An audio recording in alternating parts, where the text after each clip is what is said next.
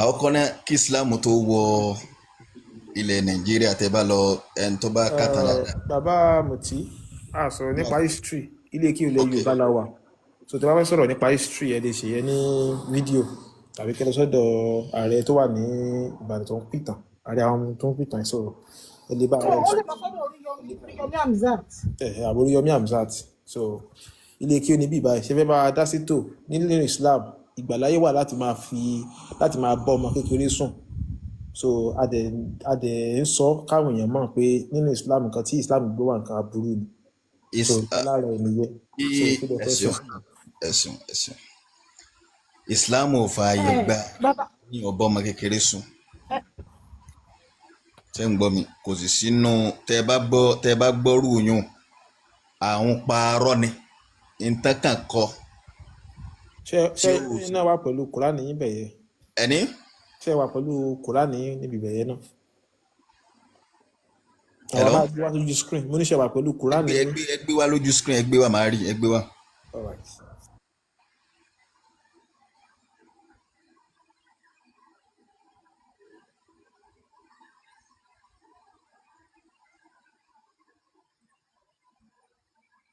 Kí lẹ́yìn kí n bá yín gbé sí screen? Náà ẹgbẹ́ bẹ́ẹ̀. Kí lẹ́yìn kí n gbé síbẹ̀? Ok, àyàmọ́ delegate lọ gbé wá, yà. Ó dà páyà àmọ́ delegate lọ bá yín gbé wá, ẹ má worry.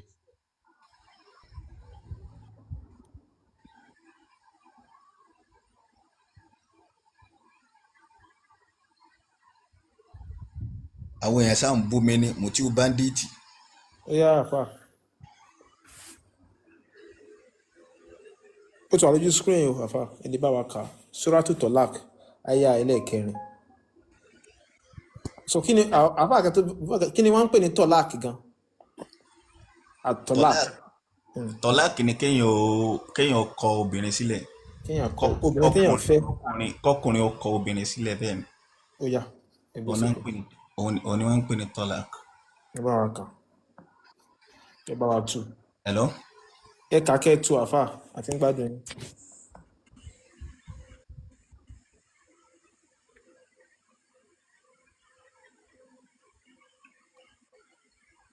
Ẹ kà àfà.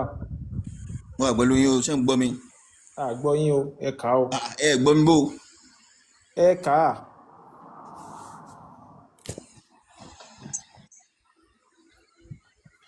Ẹ jẹ́ ń sínú kúrò yẹn rí náà rí dáadáa bí screen tẹ̀gbẹ́ ẹ lè zoom ẹ kí n lè rí dáadáa ẹ zoom ẹ. Arabic yẹn lẹ fẹ́ kí n zoom dáadáa. Arabic ni ẹ zoom.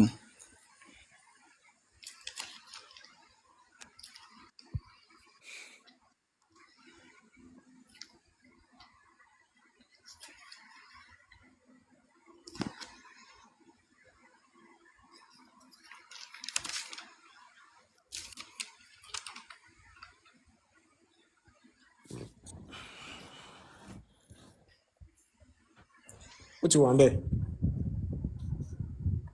Naam. واللائي يئسن من المحيض من نسائكم إن ارتبتم فعدتهن 3 أشهر واللائي لم يحضن وأولاة الأحمال أجلهن أن يضعن حملهن ومن يتق الله يجعل له من أمره يسرا.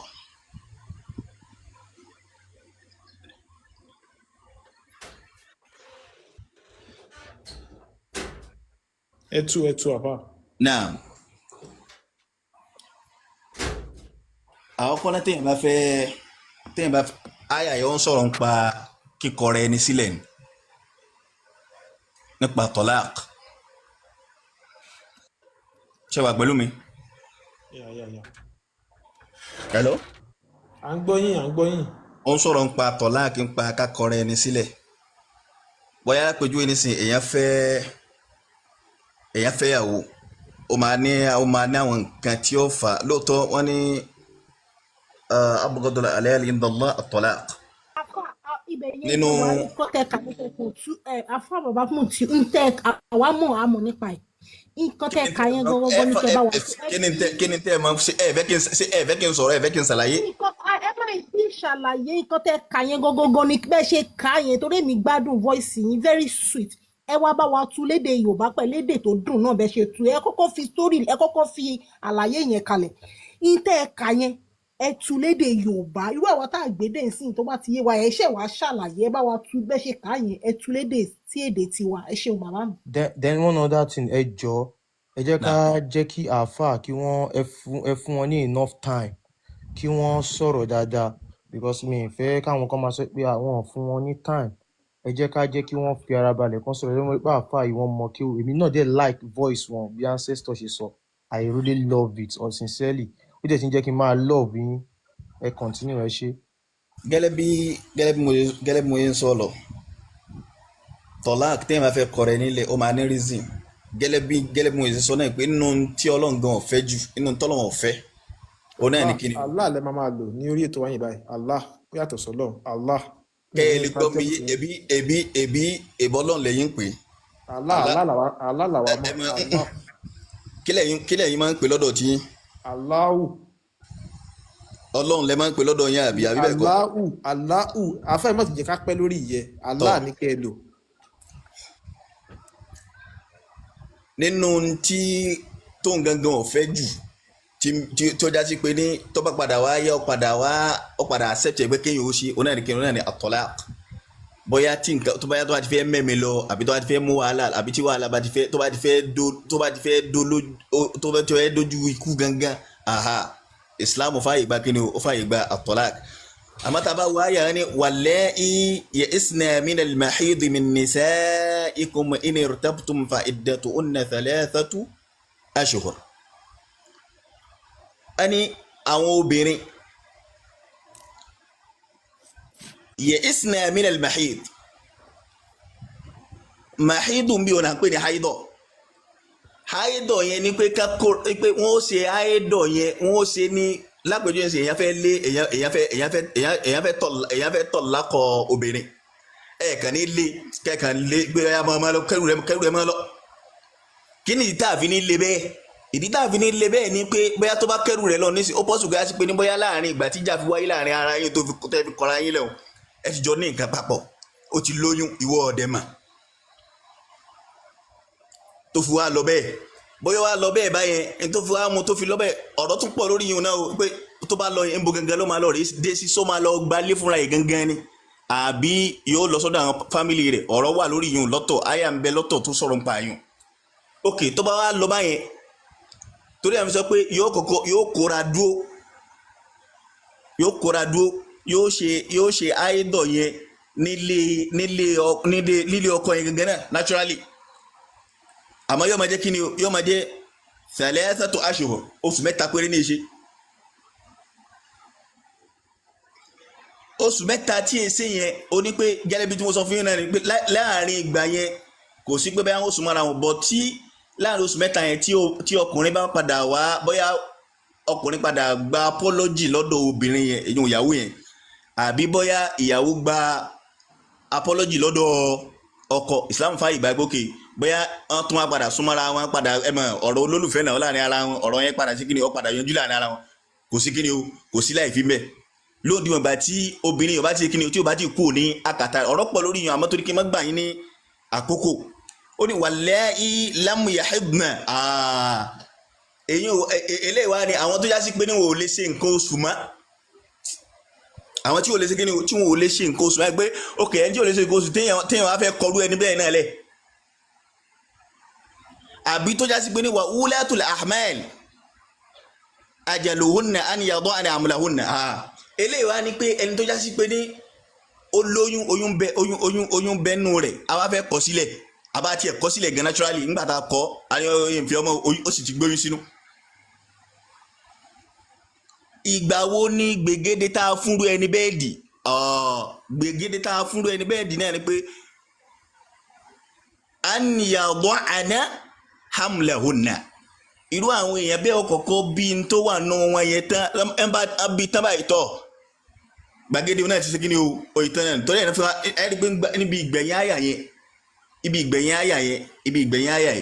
ká ní gbogbo wa náà bá lè wò àti ẹni tó lóun tẹ̀lé Allahu àtàwọn tá à ń tẹ̀lé Allah gbogbo ibi tó ń kálukú wa bá lè rí á fèsì gbogbo bí ó ń kálukú wa bá lè rí á lọ ẹni pé tó fi gbẹ̀yìn àyà yìí inú mi sì dùn pé fúnra yín náà lè gbé wá ọlọ́ni wa man yattaqillaha ó ní gbogbo ẹni wa man shartiya nìyẹn man ẹni yòówù yattaqillaha tí ó páyà ọlọ́run ọba pé wa man yattaqillaha ẹnikẹ́ni nínú àwọn èèyàn bẹ́ẹ̀ ò ní páyà ọlọ́run ọba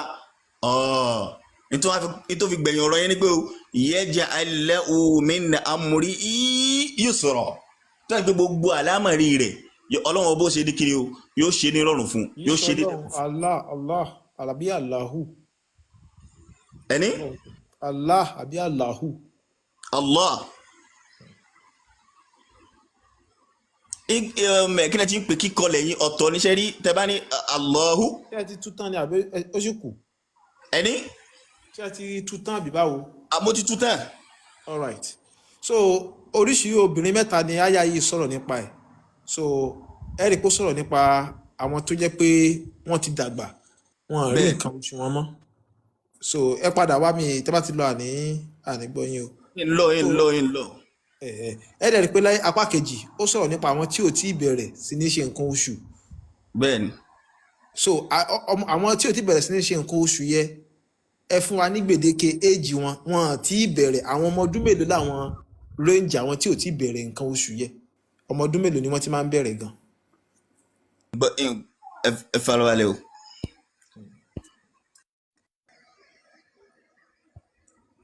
gẹ́lẹ́ bí n tí mo ṣàlàyé lẹ́ẹ̀kan o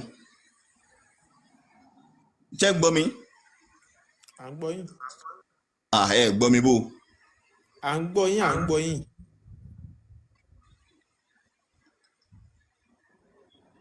à ń gbọ́ yín Mutiu.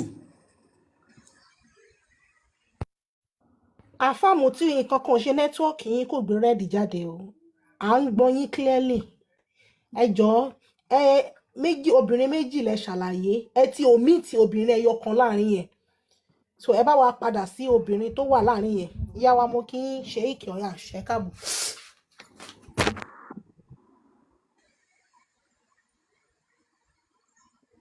mo ń gbọ́ yín o.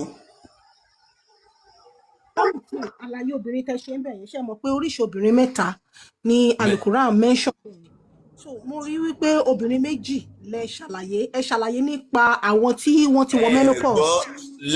ẹ máa gbọ́ èyí tẹ́ ń tọ́ka sí wàláì lámú yahidna àwọn tí ò lè ṣe nǹkan oṣù ok bóyá lápèjì ẹni tó ti wọ menopause. gbọ́rọ̀ mi yé àbí ṣé nẹ́tíwọ̀kì ni ò jẹ́ gbọ́ mi yé dáadáa ni. à ń gbọ́ yín èmi ń ṣàlàyé à ń gbọ́ yín bàbá Mutiu gbogbo lè ń gbọ́ yín èmi ń ṣàlàyé nǹkan kan fún yín ṣé ẹ mọ̀ pé nínú àyà tẹ́ kà yìí gẹ́gẹ́ bẹ́ẹ̀ ṣe rí obìnrin mẹ́ta ní Allahu òun ló ń bá sọ̀rọ̀ obìnrin àkọ́kọ́ òun ni obìnrin tó ti wọ menopause tí ò ṣe nǹkan oṣù mọ́ obìnrin ẹlẹ́ẹ̀kejì ni obìnrin tí ò tí. irọ́ ẹ ti gbé gbági bá wọn. ṣé mo wí ẹni tẹ́ bá jẹ́ pé ẹni pé gbà tẹ̀ ń sọ̀rọ̀ ẹni pé ọ̀gá wa sọ fún wa wípé ká fi yín lẹ̀ kẹ́ ẹ ṣàlàyé ẹni pé gbogbo wa pátápátá a mood fún yín tẹ́ ẹ fi ṣàlàyé kò sí anybody tó gba ọ̀rọ̀ lẹ́nu yín ẹ jẹ́ kí n ṣàlàyé obìnrin tó wà bẹ́ẹ̀ yẹn fún kọyọ so a sọ̀rọ̀ obìnrin mẹ́ta bẹ́ẹ̀ yẹn aláàtún sọ wípé obìnrin àkọ́kọ́ òun obìnrin tó ti wọ menopause tí ò ṣe nǹkan oṣù mọ́ nínú àyà yẹn ó tún wá mention àwọn ọmọ tí ò tí ì máa ṣe nǹkan oṣù number 2 number 3 tó jẹ́ last obìnrin òun ni obìnrin tó wà nínú oyún so ẹ ṣàlàyé obìnrin tó ti wọ menopause ó yé wa dáadáa ẹ dẹ̀ ṣàlàyé obìnrin tó wà nínú oyún ẹ ṣàlàyé yẹn ó yé wa dáadáa ẹ dẹ̀ jẹ́ kó yé wa wípé kíní yẹn ìyá wa ṣèkì máa ń sọ pé oṣù mẹ́ta yẹn nítorí ká lè máa fi mọ̀ pé iṣẹ́ ni wà nínú oyún àbí ẹni yóò sí nínú oyún ẹ̀dẹ̀ ti confirm ẹ̀ náà pé òótọ́ ni ìyá wa ń sọ so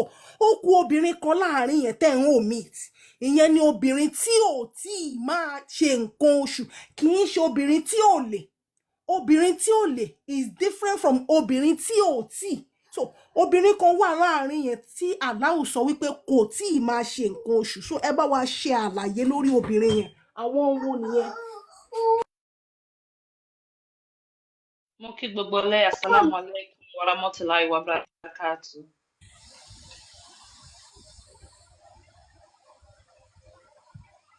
ìyá wa ẹ káàbọ̀ so bàbá Mutiu ẹ continue sir. mo rí pé ẹnìkan tún ti ń sọ̀rọ̀ ni. no ìyá wa ni ìyàwó àlá àwọn kí wa ni.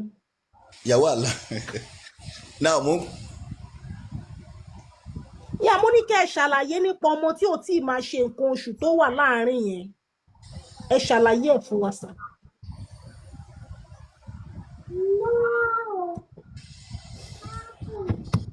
àfáà Mutiu kò sí nǹkan tó ṣe nẹ́tíwọ́ọ̀kì ṣé kò ṣe pé ń report kò sí nǹkan tó ṣe nẹ́tíwọ́ọ̀kì nẹ́tíwọ́ọ̀kì yín wà òkè náà.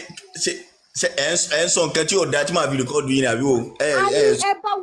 bàbá mi ẹ bá wa ṣàlàyé obìnrin yẹn ẹ má gbé wa kiri ẹ rí pé lómi ti wà ńlẹ̀ àwọn àfáà ti wà ńlẹ̀ ẹ bá wa ṣàlàyé àyà obìnrin tí ò tí ì máa ṣe nǹkan oṣù obìnrin wo ni aláwò ń sọ nínú ibẹ̀ yẹn pé kò tí ì máa ṣe nǹkan oṣù sá.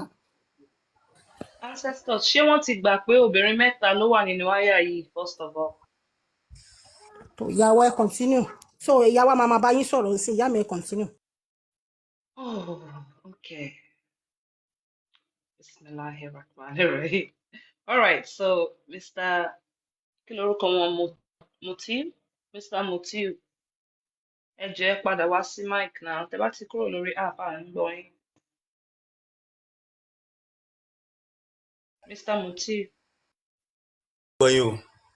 Ẹ jọ̀ọ́, ẹ já take it seriously. Gbogbo wa ń kẹ́kọ̀ọ́ ń bíbá ẹni ṣe understand, okay? Ẹ má kúrò lórí app. Ẹ ti ń kúrò lórí app yẹn jù, please. Ẹ jọ̀ọ́.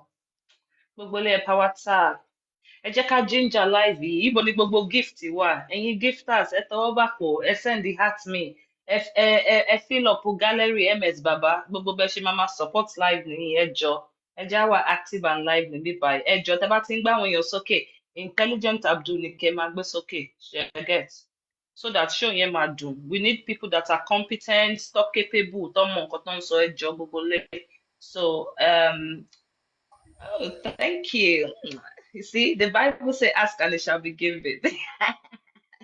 Wọ́n ti copy ẹ̀ níbi kan ni because ó ti ń ṣẹlẹ̀ tẹ́lẹ̀, especially bá ṣe wà hospitable to as Yoruba people, she understand. That is our nature. A fẹ́ fóúnjẹ bọ́yàn. Mo rántí ìgbà yẹn tí mo ń dàgbà, uncle just dey wọ́n máa dash owó everywhere. Money dey talk o. Anyways, all right, so ẹ jẹ́ á gbé tradition títí àwa ga. We are Yoruba people first before anything, she understand. Yoruba is one of the most beautiful, most tonal language, most diverse language. Check how many planets learn so Yoruba in this world. So you should all be proud, you know. All right, so Mr. Mutiu ẹ jọ̀ọ́, ẹ bá wa tún àyà yìí kà, kẹ́ bá wa tú. Àwọn obìnrin mẹ́ta tó sọ̀rọ̀ nípa ń bẹ̀ ẹ jọ̀ọ́, ẹ júwe wọn fún wa. Máa fún yín 2-3 minutes. Ẹ fi explain, ẹ ṣé. Ẹ ṣé gbogbo lé, thank you. Someone said, why you now they ask for gift? Because I can. You people think I'm one of those people that are shy. If I need something, I'm gonna ask. If you like, stay silent. Get suffer in silence. Thank you for the gift, guys, because I can. And you know, shame your best man bow and find you lori up and here and one sanwó fún wọn. Yes, because I can. Mr. Mutiu ẹ gbóhùn sókè ẹ jọ̀ọ́.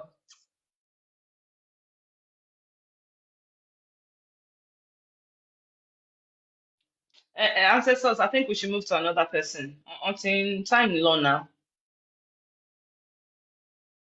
ìyá wa mo kí ikọ́ tó ṣẹlẹ̀ ni pé máa yẹn mọ̀ avoid ibẹ̀ yẹn ni so kò sí purpose pé à ń keep ẹ̀ MS I think we need to drop this guy ó mọ̀ omit ibẹ̀ yẹn nítorí pé MS sọ wípé ká jẹ́ kí wọ́n kà á kó má sí wípé àwọn èèyàn sọ wípé kì í fún wọn ní time because a lot of people ló ń comment pé we don't give them much time now since tàdé ti rí gbogbo nǹkan tó ń ṣe yìí ó mọ̀ omit ibẹ̀ yẹn he doesn't want to talk about that ṣe understand so kò sí purpose pé à ń keep ẹ̀ kó bọ́lẹ̀. Gbogbo ẹ̀yin tẹ́ wá ń gift ṣé mi wá ṣẹ̀yìn ni abẹ́ ìfọ̀ voice tèmi ò dùn ọlọ́run rí yín so because you're not like me you need to ask and it shall be given. Thank you Gbogbole because we can. Tó bá jẹ́ lè kéwù la wà nísìnyí àwọn ló máa bí àwọn ìjọ wọn fowó kìnnìkan so because I care. Ancestor says because you care. Ẹ ṣé Gbogbole, you guys are awesome. Thank you. Ẹ ṣé àdúpẹ́ ọwọ́ yóò ní gbé lágbára náà. náà. Ṣé mi ní pé àkílódé tá ṣe ń béèrè fún gift this is TikTok so Gift is part of TikTok. Ẹ ṣé gbogbo ilé. All right. So, ẹ jọ̀ọ́, Mr. Mojid, ẹ gbóhùn sókè. Ẹ ṣé. Ẹ kálẹ́ gbogbo lé o. Ẹ kálẹ́ sà. Ọkọ ẹjọ afa tó bá wà nísàlẹ̀ intelligent Abdul ẹjọ ẹ send hi ká gbé yín sókè intelligent Abdul ẹjọ ẹ sọ pé hi nísàlẹ̀ ká lè gbé yín sókè Mr. Moji network yín rí bákan but notwithstanding we can hear you so ẹ go on sir. Èmi ò kí ń ṣe àáfàá, àmọ́ mo ní ìbéèrè tí mo fẹ́ béèrè torí mo máa ń bá yín lọ lórí ètò yìí. Ó yá, ẹ gbóhùn sókè sà. But ẹ jẹ́ Mùsùlùmí ní ṣá. ẹ jẹ́ ká bá àfáà sọ̀rọ̀ má yẹ ká tún dọ̀ wá. Ah, mo ní ìbéèrè tí mo fẹ́ béèrè lórí àwọn ọ̀rọ̀ tí MS Baba máa ń sọ. Ṣé ẹ fẹ́ dábọ̀ àbí àwọn àfáà lọ fẹ́ fúnra Mr. yín? Adeleke mo kí yín. Ó yá, Mr. Mojid, ẹ gbóhùn sókè kẹ́ ẹ béèrè. Ìbéèrè àkọ́kọ́ tí mo ní tí mo fẹ́ béèrè ní ọwọ́ MS Baba, mo gbọ́ ọ̀rọ̀ kan tí wọ́n sọ kọjá lórí wípé bóyá wọ́n ní ànábì tí wọ́n ń sìn pé wọ́n ní bí ó bá ọmọ ọdún mẹ́sàn-án sùn àbí nǹkan kan bẹ́ẹ̀. Torí mi ò ṣẹ̀sìn kankan, mi ì ṣe babaláwo, mi ì ṣàáfàá, mi ì ṣe Christian, mo ṣáà wà ṣáá, mo dẹ̀ mọ̀ pé Ọlọ́run wà. Àmọ́ Muslim làwọn tí wọ́n ṣe kíni tí wọ́n bí mi ní ọmọ, àmì mi kọ̀ wà ṣá. Àmọ́ nǹkan tí mo wá fẹ́ béèrè lọ́wọ́ wọn gangan ò ju wípé tán bá ti lè fún èmi ní evidence nǹkan yẹn o, a jẹ́ wípé nǹkan tí ẹ̀sìn tí wọ́n ń sìn yẹn ẹ̀sìn irọ́ ni lóòótọ́. Torí ẹ̀ gangan mo ti join life yẹn rí tí wọ́n já mi bọ́lẹ̀.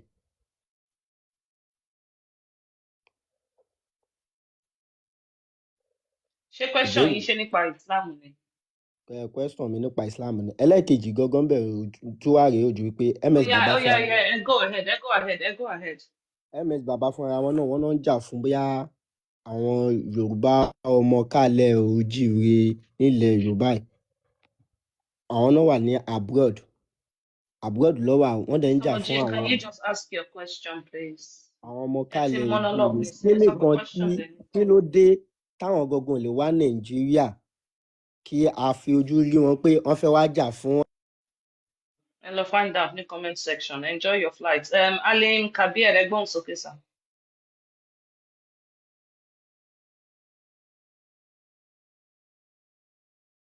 Assalamu alaikum. Walaikum aya, ṣé kálẹ̀. Ẹ kálẹ́ mà. Ó yá, ẹ ẹ bá wa jọ̀ọ́ gbóhùn sókè.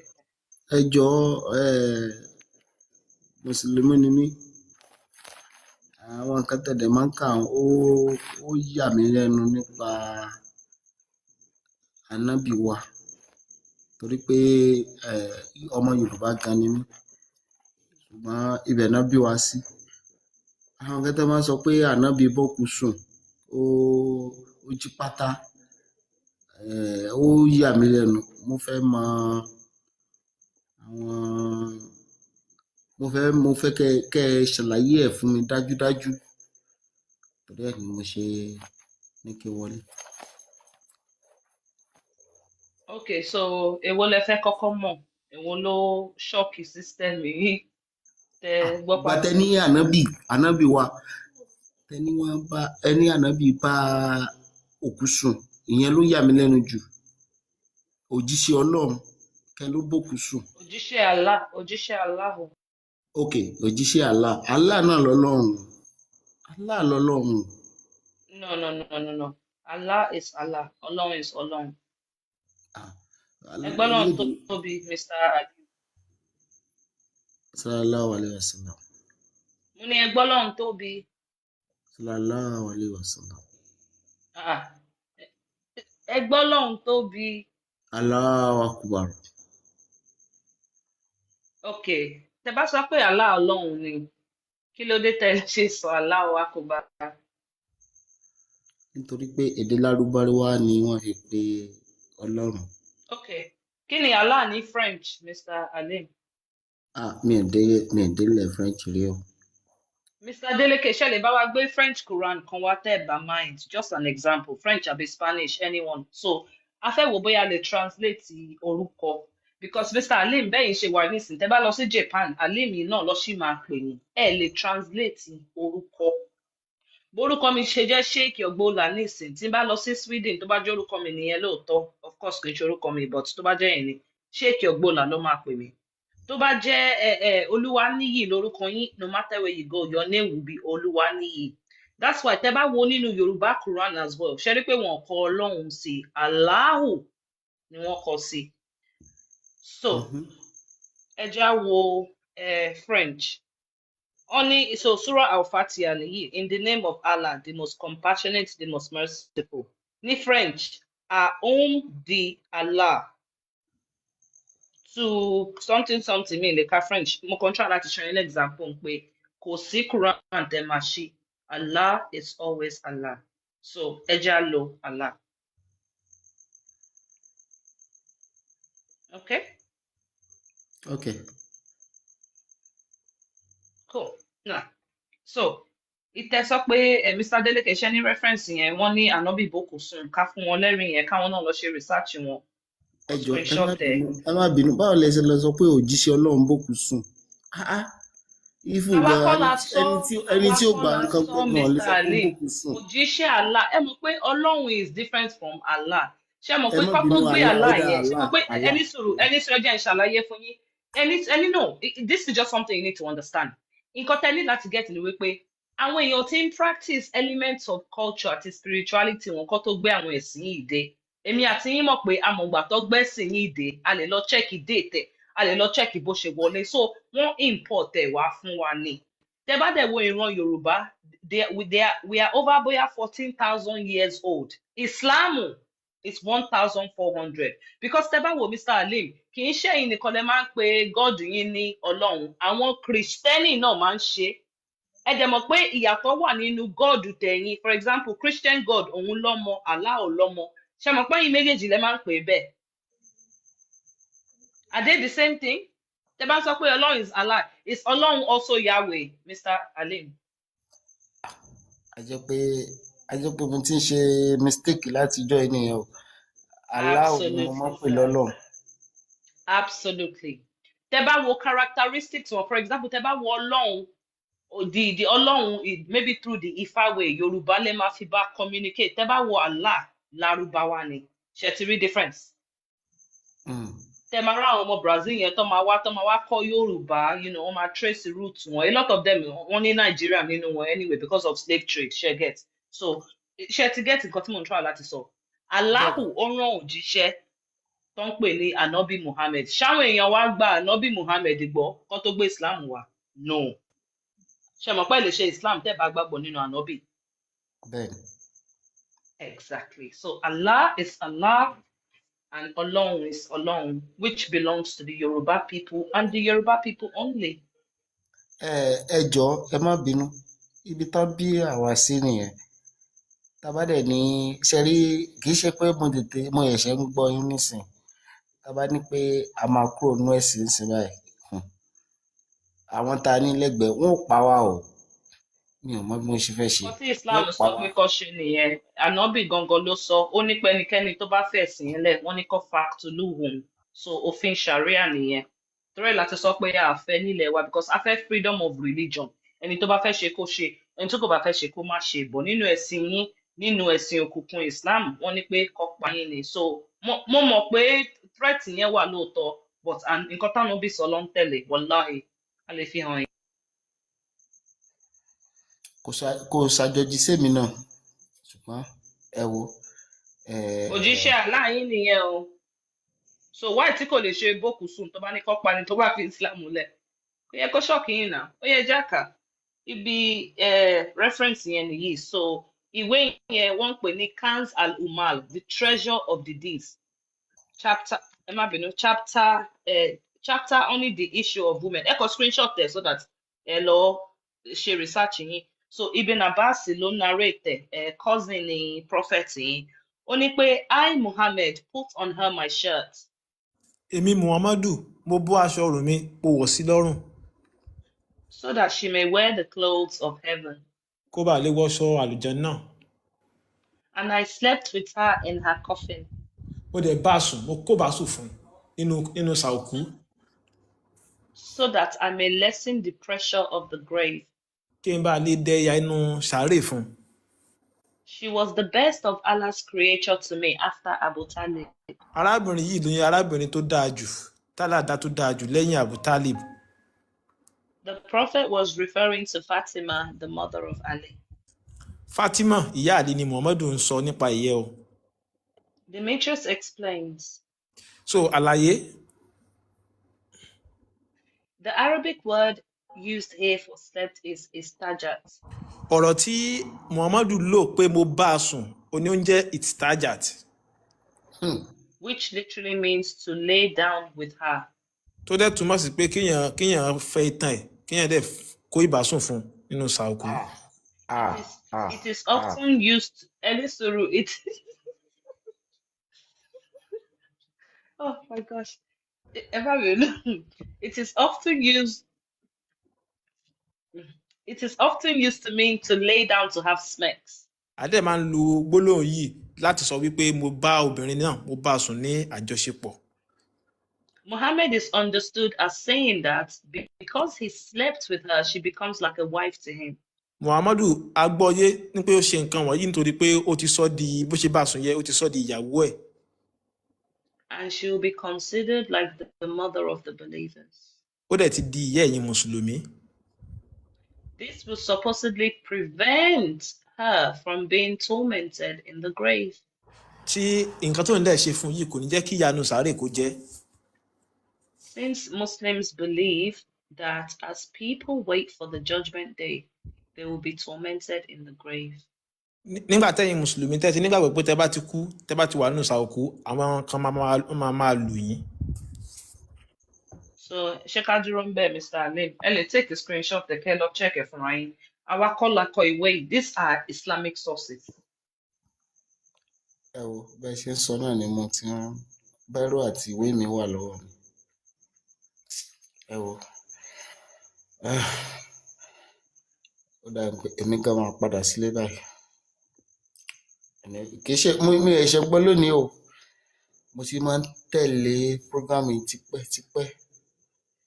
Ẹ wo ẹ jẹ́ kí n bọ́ sísàlẹ̀ kò múnú mi dùn. Ẹ má tí ì bọ́ sísàlẹ̀ mo feel bẹ́ẹ̀ ni pé ẹ need the emotional support kẹ́ ẹ má lọ faint bẹ́ẹ̀ yẹn ẹ jọ ẹ lọ mú mi. Somebody check on that man o.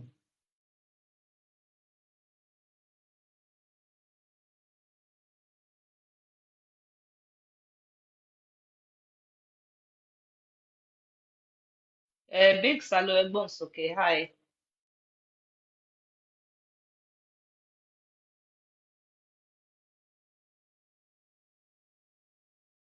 Ọlá Ànábì.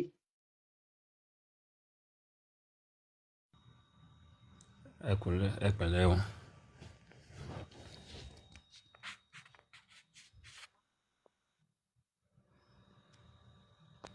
Yeah. So àkọ́kọ́ kí ló tẹ̀yìn ò kí ń gbé àwọn tẹ́ mọ̀ wípé wọ́n lè bá yín sọ̀rọ̀ tí wọ́n dẹ̀ lẹ́kọ̀ọ́ so tí wọ́n kẹ́kọ̀ọ́ wọn kí wọ́n kàwé wọ́n yín ṣolódo nínú àwọn àfáà.